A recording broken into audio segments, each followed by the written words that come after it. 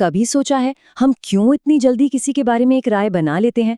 आज हम इसी पूर्वाग्रह यानी प्रेजुडिस के पीछे के मनोविज्ञान को समझने की कोशिश करेंगे। एक ऐसी चीज जो हमारे समाज को बनाती भी है और कई बार हमें असहज भी कर देती है।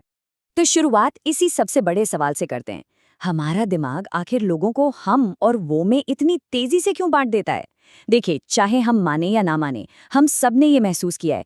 किसी से मिलते ही पलक झपकने से पहले हमारा दिमाग उन्हें किसी ना किसी खांचे में डाल देता है। पर सवाल ये है कि ये होता क्यों है और इतनी तेजी से क्यों? असल में इस सवाल का जवाब हमारे दिमाग के एवोल्यूशन यानी विकास की हजारों साल पुरानी कहानी में छिपा है। ये कोई आज की आदत नहीं है, ये एक बहुत ही पुराना, एक एंशिएंट ब्लूप्रिंट है जो हम सब के अंदर मौजूद है। तो चलिए थोड़ा और गहरा उतरते हैं।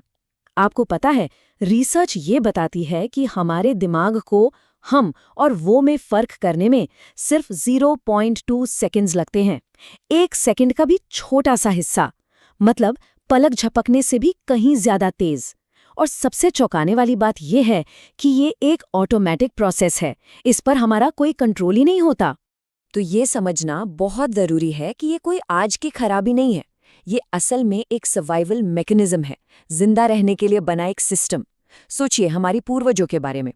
उनके लिए ये जानना कि कोई अजनबी दोस्त है या दुश्मन, ये जिंदगी और मौत का सवाल था। यही फटाफट फैसला लेने की काबिलियत उन्हें खतरों से बचाती थी। और इस पूरी तेज प्रक्रिया के सेंटर में है हमारे दिमाग का एक छोटा सा हिस्सा, जिसे कहते हैं एमिगडाला। आप इसे दिमाग का थ्रेट डिटेक्टर या खतरे का अलार्म समझ सकते हैं। ये लगातार सोशल क्यूज को स्कैन करता रहता है और तुरंत फैसला लेता है कि सामने वाला इंसान हमारे लिए कोई खतरा तो नहीं या फिर कोई इनाम। और जानते हैं, यही जो बायोलॉजिकल स्पार्क है ना, यही आज के सोशल साइकोलॉजी में प्रेजुडिस यानी पूर्वाग्रह की परिभाषा को जन्म देती है। ये सिर्फ कोई ओपिनियन नहीं है, ये एक इमोशनल एटीट्यूड है। ये डर, नफरत या गर्व जैसी बहुत गहरी भावनाओं से जुड़ा होता है। और ये भावनाएं सिर्फ इसलिए आती हैं क्योंकि कोई इंसान एक खास ग्रुप से ताल्लुक रखता है। तो अब तक हमने बायोलॉजिकल स्पार्क की बात की। चलिए अब उस साइकोलॉजिकल इंजन की तरफ बढ़ते हैं जो हमें ग्रुप बनाने के लिए मजबूर करता है। क्योंकि ये सिर्फ जिंदा रहने की बात नहीं है, ये हमारी पहचान, हमारी आइडेंटिटी की भी बात है। सोशल आइडेंटिटी थ्योरी ये हमें बताती है कि हमारी सेल्फ एस्टीम, हमारा आत्मसम्मान काफी हद तक उन ग्रुप्स से आता है जिनसे हम खुद को जोड़ते हैं। सोचिए ना, हमारा परिवार, हमारा देश, यहाँ तक कि हमारी पसंदीदा क्रिकेट टीम। जब हम इन ग्रुप्स का हिस्सा होते हैं तो हमें अपने बारे में अच्छा महसूस होता है। और ये पूरी प्रक्रिया ना 3 आसान से स्टेप्स में होती है। सबसे पहले सोशल कैटेगराइजेशन, मतलब हम दुनिया को हम और वो में बांट देते हैं। दूसरा, सोशल आइडेंटिफिकेशन, हम अपने ग्रुप की पहचान को अपना लेते हैं, वो हमारी पहचान बन जाती है। और आखिर में सोशल कंपैरिजन, हम अपने ग्रुप की तुलना दूसरे ग्रुप से करते हैं, अक्सर ये साबित करने के लिए कि हमारा ग्रुप बेहतर है। और यहीं से निकल कर आता है इन ग्रुप फेवरेटिज्म। अपनी सेल्फ एस्टीम को बढ़ाने के लिए हम नेचुरली अपने ग्रुप का ही पक्ष लेते हैं।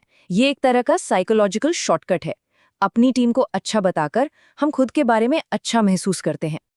अब इस पक्षपात को बनाए रखने के लिए हमारा दिमाग कुछ और मेंटल शॉर्टकट्स का इस्तेमाल करता है। एक है फंडामेंटल एट्रीब्यूशन एरर।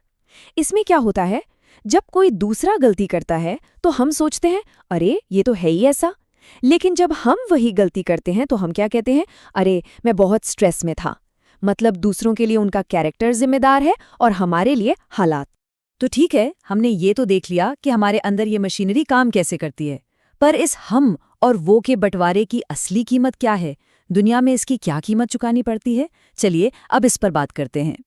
जिन लोगों को इस भेदभाव का सामना करना पड़ता है, उन पर इसका साइकोलॉजिकल असर बहुत बहुत गहरा होता है।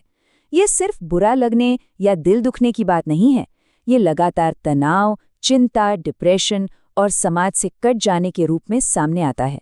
ये एक ऐसा अदृश्य बोझ है जिसे वो लोग हर रोज उठाते हैं। और ये असर सिर्फ एक इंसान तक ही सीमित नहीं रहता।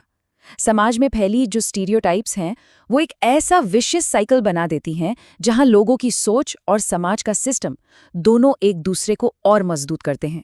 इससे पूर्वाग्रह की जड़ें और भी गहरी होती चली जाती हैं। और वक्त के साथ लोगों की ये सोच एक और ज्यादा खतरनाक रूप ले लेती है, इंस्टीट्यूशनल डिस्क्रिमिनेशन। ये तब होता है जब ये भेदभाव हमारे सिस्टम में ही घुस जाता है, हमारी नौकरी देने के तरीकों में, न्याय प्रणाली में, शिक्षा में, और इससे समाज में ऐसी असमानताएं पैदा होती हैं जो पूरे समाज के ताने बाने को ही कमजोर कर देती हैं।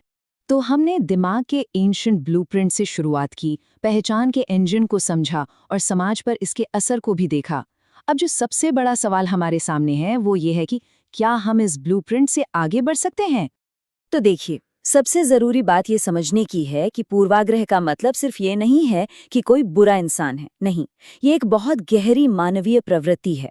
ये हमारे जिंदा रहने की हजारों साल पुरानी जरूरत और अपनी पहचान बनाने की इच्छा से पैदा होती है, और इस बात को समझना ही इसे दूर करने का पहला कदम है। और यहीं पर हम एक आखिरी सवाल पर आते हैं। अगर दुनिया को हम और वो में बांटने का ये प्रोसेस इतना ऑटोमेटिक है, इतना गहरा है, तो क्या इसे चुनौती दी जा सकती है? क्या सिर्फ इसके बारे में जागरूक होना ही काफ़ी है हमारी इस बिल्ट इन प्रोग्रामिंग को पार करने के लिए? अगर आज की इस बातचीत से कुछ नया सीखने को मिला हो तो इस सत्र को लाइक, शेयर और सब्सक्राइब जरूर करें। अगली बार तक सोचते रहिए और सवाल करते रहिए।